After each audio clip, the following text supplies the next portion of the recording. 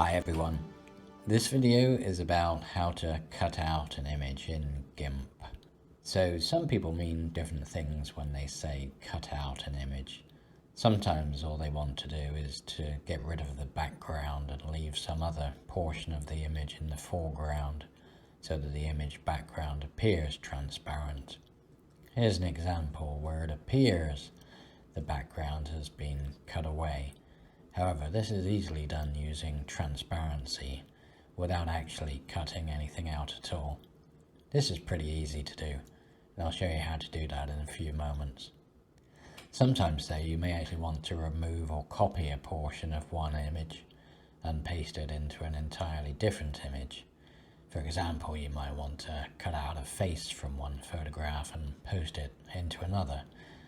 Obviously, there are numerous reasons you might want to cut out some part of an image. And sometimes you want to cut out part of an image and also use transparency with it too.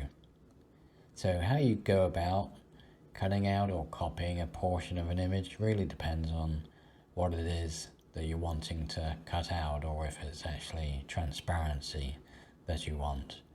Okay, so I'm going to show you some examples of how you might go about cutting things out from different types of images, and hopefully some of these methods will be useful to you. The first image is this one with the colourful group of people. Now some people might be tempted to think that in order to cut out this group of people they need to carefully snip around the edges of every person. That would be time consuming and probably inaccurate though. So with an image like this, which has a solid color background, you can simply make the background transparent. Of course, it could be any color background, it doesn't have to be white. So to do that, we're just going to make sure we have an alpha channel added to the image. So go to Layers, Transparency, and add alpha channel if one is not already added. If the option is grayed out, then you should already have an alpha channel added.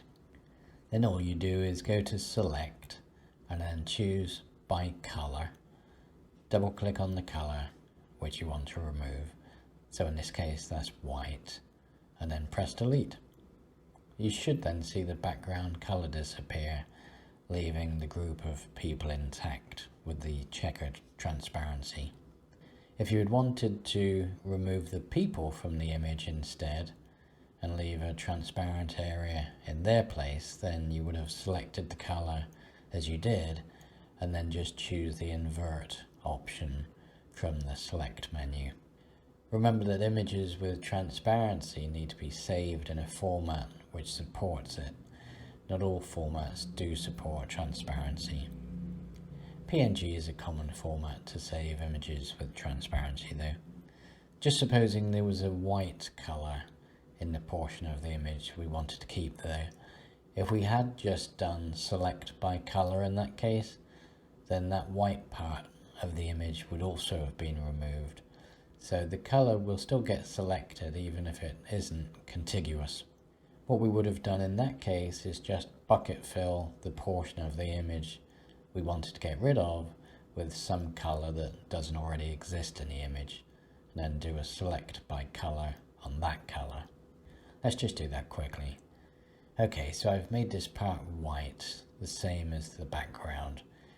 Now if we choose select by color and double click on the white background, you'll see that the white color in the people part of the image also gets selected. And if we press delete, then it also gets removed. So that's probably not what you'll want to happen. To avoid that, just fill the portions you want to get rid of with some random color which isn't already in the image and select that instead.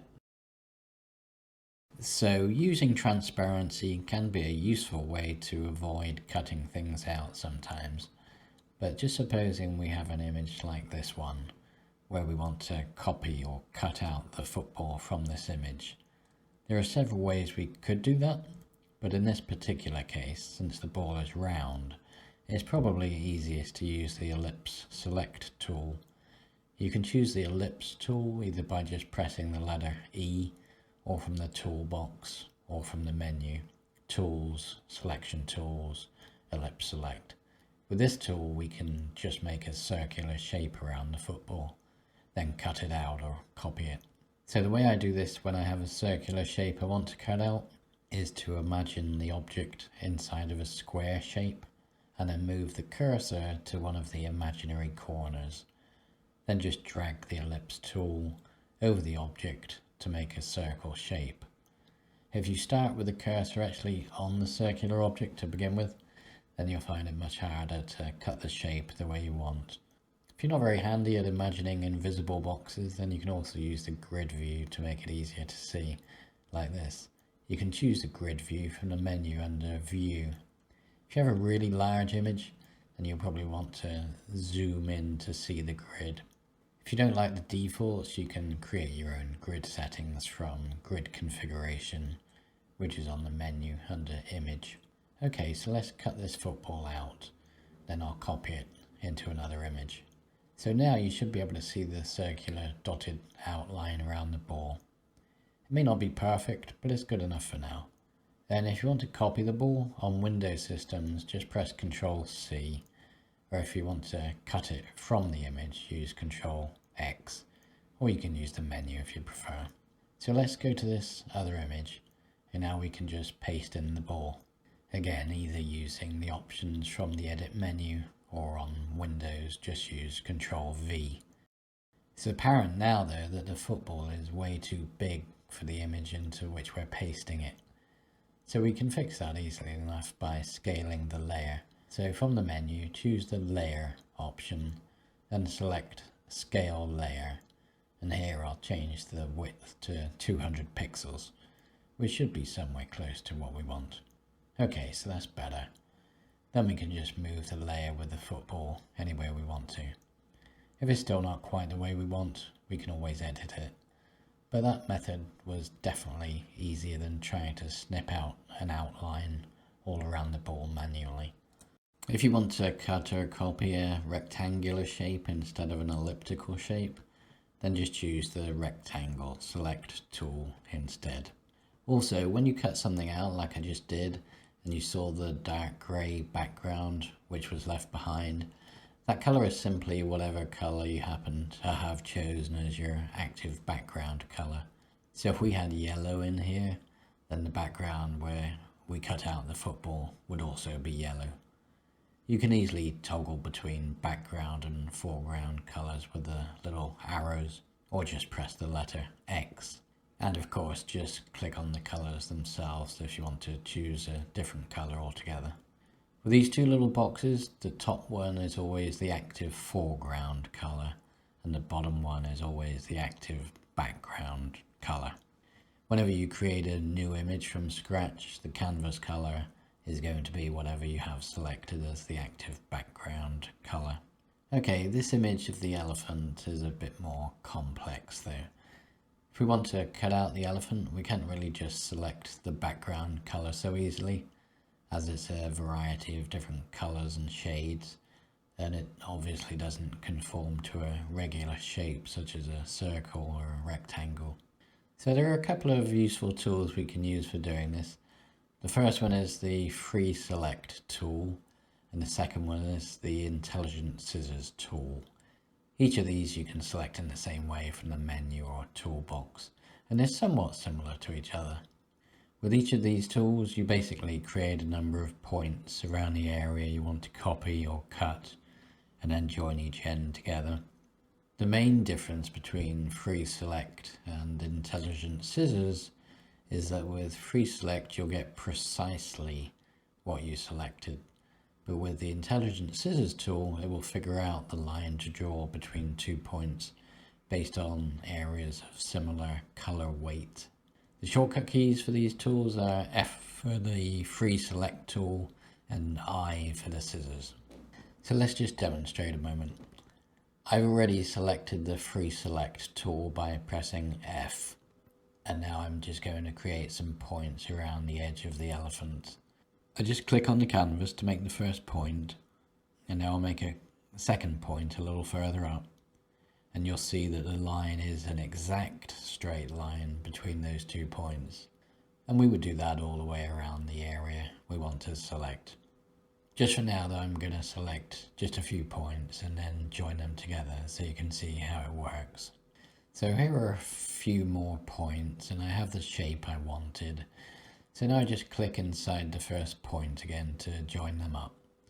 You'll know where to click as the point will display as yellow when your mouse hovers over it. And we could just cut or copy the shape as we wish. So referring back to what I said earlier, if I change the active background color to something else, and then cut away the shape we created, then the background will display that new background color. Okay, so that was the Free Select tool, but we can probably do a better job of creating an outline around the elephant using the Intelligent Scissors tool.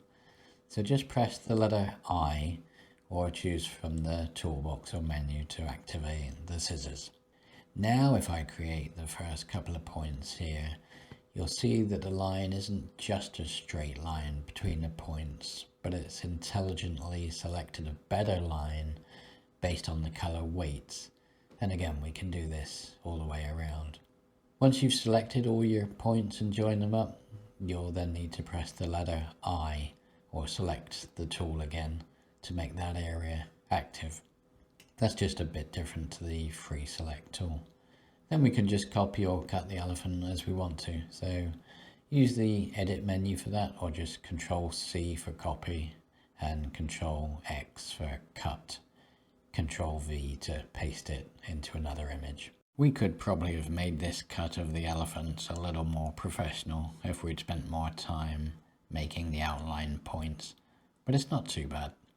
Hopefully you get the idea of how to use the tools and how to copy or cut and paste into another image. Okay, we'll just do one more example and we'll use the Freehand Select tool in this one. So we have this image of an old house and we'll remove one of the windows. So first I'll press the F key to select the Freehand tool. Just as an FYI, in GIMP it's sometimes referred to as the Free Select tool, other times the Freehand Select tool, but it's the same thing. Then I'm going to click on the canvas in the corner of the window here to make my first point, and I'll select several more points and finally join them up. If you don't join the end point with your starting point, then the area won't get selected. Okay, so that's our window area selected. You can hopefully see the flickering outline. Then I'm just going to press Control-X to remove that area. Here our background color is still this pink sort of color, so when I remove the window, the area underneath will also be the same pink color.